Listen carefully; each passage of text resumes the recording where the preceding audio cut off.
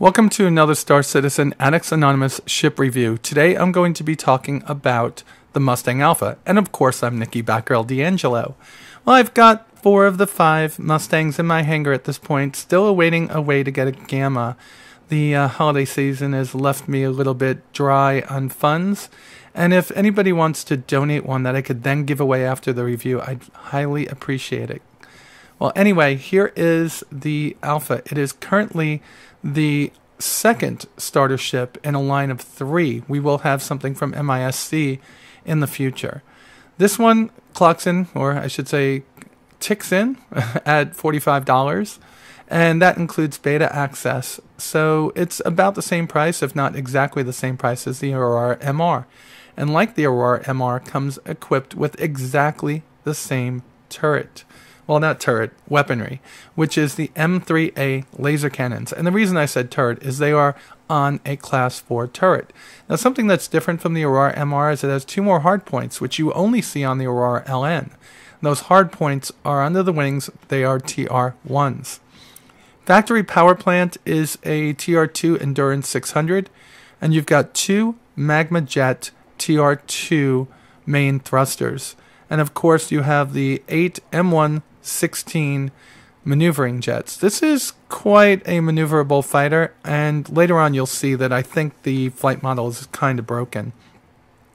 It's got a Class 2 shield, which is okay, I guess. I mean, it's a light craft and really meant for personal hauling. It's not really meant to take on the Vanduul like you'll see me doing. And of course, the cooling system is the Icebox by Consolidated Outland, who used to make components like that before they started making the Mustang. It's really got a nice look to it, doesn't it? Now, something to know about this is that the cargo container is not standard. So you could fit cargo on this unit, and we're going to just look around. There's one of the maneuvering jets, and here's another one back here. It doesn't come standard with the cargo container, and it doesn't come standard with a jump engine, which you may need for longer cargo runs. And it definitely doesn't have a place to sleep, so you don't want to be on long duration flights because you'll probably incur some kind of penalty when the game goes live, since they're trying to make it a little bit more realistic. We're going to go past the beta and the delta over here, and we're going to go back to the configuration table. The holo table, I really still do hate this immensely. I can't wait for this to be upgraded. Alright, so we're going to open this up, and I have not bought anything since the first 10,000 credits that Chris gave people a long time ago. And I bought 2 25mm broadswords, I think they are. They don't come up as anything here. So what I'm going to do is I'm just going to situate this ship over here, and I'm going to move over to weapons, and I'm going to put them on. Here they are, right here. You can see they're just ballistic cannon guns. They don't really have any name in the system. Kind of broken. So we've done that. Now we got to go over to the ammo, and we got to load them up with ammo. I think I could put 2 boxes of ammo in each one. Nope, not that one. Yep, that one.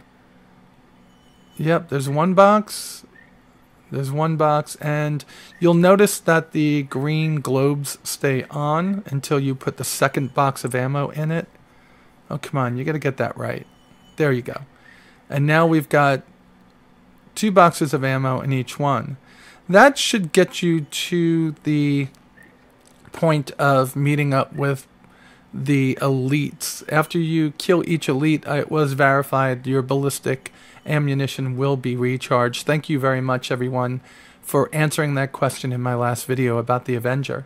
So here we go. That's the basic outlet. That's the basic configuration I'm going to fly with today. Now, in reality, I'd probably put CF007s on there instead. I really don't like the ballistics because you have to deal with the running out of ammunition. And if you do run out of ammunition and your turret is blown up, then you're dead in the water. And that is something that happens to me here in this game. Now, Consolidated Outland, the lore behind it is that they used to make kits to upgrade other spacecraft and, pretty much trick them out like we used to do with our cars in the 80s and 90s. And I guess some people still do that today. But somewhere along the line, their millionaire, billionaire, trillionaire owner, Silas Coerner, decided that he wanted to build something that was a little bit different than the average starter ship, something that was sleeker and more powerful and more beautiful and can actually hold its own against some other craft out there. In other words, update the venerable line of starter ships that were available to everyone at the time, which is the Aurora, which is a design that goes way, way, way, way back in the RSI inventory. I mean, it's one of the oldest designs they have. So what we're going to do here is we're going to jump into a drone sim, and we're going to make things happen. So Silas decided that he was going to bring forth the Mustang, and in doing so, he brought forth 5 different variants. Now, he is a frequent, I guess you could say, a frequent spectator over at the raceway. Every now and then you could hear them talking about Silas Coerner being in the stands and watching on, and I don't know if that's still the case, but that was the case up until 1.0 went live, I'm sure. So one of the variants was definitely going to be the Gamma, which was going to be a racer. The other one actually goes right against the limited edition Aurora, the LX, as a personal exploration craft, and that's the one that has the bed and the couch and the microwave and the coffee, I guess, bathroom and stuff like that. So it actually is a very, very souped up line of craft. The Delta, however, is one that I didn't expect, and it is something that is actually going to start supplanting a lot of the older craft in militia over on the outskirts of UEE space. The Delta is a very formidable fighter. Although it's light, it is very nimble and it packs a punch, especially with those rocket launchers it has. So here we are back in the alpha talking about things. You could see right there as we were looking right there. You can see that wonderful view, and you'll see it as we get into this match. So I'm going to set up the match, and I'll be right back to start talking about the flight model here. Well, here we are starting up our Vanduul Swarm Arena Commander game. Now, I had to go through this twice because the flight model is kind of twitchy and garbage. It kind of doesn't react the way I would expect. It's kind of boxy, it's hard to explain. The actions that it takes are not fluid, like the Avenger and like the Delta and like other craft I've flown. It just seems to be like it stops and then goes. You see how it goes like that? It just seems to be off. Now, I start learning how to fly it, and I do fly it very well the second run, and I'll bring that up in just a few moments. But I die pretty quickly here because of this. Now, in the beginning, I was trying to figure out where, what button the weapons I added were on. And that's why I almost hit that asteroid. And it turns out they were on my pinky button on my X55 joystick, which actually worked out better than the thumb switch. The thumb switch as a trigger just doesn't work for me. I get blisters on my finger from that. I think the outside pinky button is where it is now, and I think in the future what I'll do is I'll swap it for whatever's on the inside pinky button, which I think is the swapping from flares to chaff. I think that would make more sense for me. So the ship does handle, well, it is maneuverable. That much I'm going to say. It is a highly maneuverable starship. But like I said, it just feels off the way that it jerks around at times. And I'm trying my best here, and in the second round the second run through, I do a much better than I did in this one. I'm going to let myself die here once, and then we'll talk about it. You can see how quickly those broadswords are able to take out ships as soon as the M3s take out the shields. Very, very quick. I like the ballistics for that. I just don't like them because I'm probably a little bit heavier on the trigger than I need to be. Here's one of those situations I'm talking about where it jerks just a, there it goes. It jerks just a little bit too much in the turns. So let's see if we can line this guy up and take him out. And it is something that takes a little bit of an eye. There you go. You see the jerking around? It's kind of like a pendulum. You make one move and then there's a move in another direction. Now I have played with my sensitivities and my curves on my joystick to see if it was my joystick that was causing this. And every other ship I tested flew pretty fluidly, except for this. I think the other one that had the flight model issue that I'm seeing here was the M50 when it first came out, but the flight model in the M50 is much better now than it was before. I'm not saying every craft should be exactly fluid. I've flown Pipers, Mauls, Cessnas, and some twin-engine craft, and every one of them had a different flight model. And a Piper and a Cessna, you would say a Cessna is very fluid and very smooth in its actions, and a Piper seems very sharp and very, it's more deliberate in its actions. So it's kind of not that. It's kind of like, oops, I'm going in this direction, and I let go of the stick, and it goes back in the other direction. That's what I was feeling in this. So let's see if this is where I die. Yeah, it is. So I said I'd take it to the first death, and I will move on to the next run through. This is the next run through of Arena Commander. I died very quickly in the last one. I think the King got me in the end. I did a little bit of tweaking with my joystick and stuff in between, and I'm just going to be sitting here for a few seconds as I play with a couple of keys on my keyboard, and I don't think you can see it because the program is actually filming this as I'm fixing my joystick on another screen. So once we get that up and going, we're going to get going, and let's see how it goes. Now I still have those issues with the comeback on, the opposite direction swing, and I'm playing with some of the buttons I've added, which are moving my zoom to a different key so I could zoom in on things. Just trying to see if any of this helps with this particular craft. I've got the Hornet down, I've got the 300 series down pretty well, and definitely have the Mustang Delta down. I've been kicking some butt in Van Duel Swarm and Van Duel Swarm Co-op on that ship. I won't tell you what ID I'm using for that though, that's top secret. And you can see that I actually have much better maneuverability with this, as I'm able to keep that guy in my sights for a little bit longer than I did the last time. Now he wasn't moving around like he was in the last one.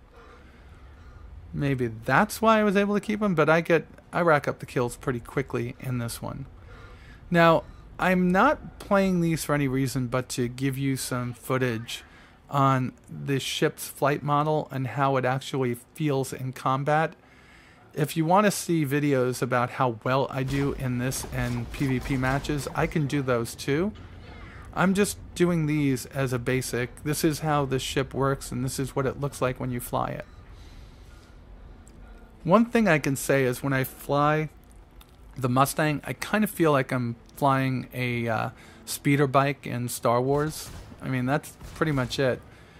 Because you don't have any sense of being in a spacecraft except for your helmet, which all this stuff could be on your helmet. It's kind of like you're holding onto handlebars and flying it. It's kind of pretty cool. Now, there are better weapon choices, like I said. If I went with the CF007s, I'm sure it would have done well. I could have put 2 more M3As on there, but I think that would have drained my power down pretty fast. And I think that's one of the reasons I went with the broadswords, because I could have taken some weapons off of any other ship like I did the last time. And I started to think that with the power plant that's in there, what's it going to be like? I know that not everything is modeled very well, but, I try my best, right? Okay, so we're taking off bits and pieces of craft. Looks like we got through that round pretty fast. Alright, I will take it to round 3, and let's see how we do against the King. Now, not having a class 3 weapon slot is a It's a handicap for me. I like to use my missiles on, or the rocket launchers on the elites. I like to get them killed as quickly as possible.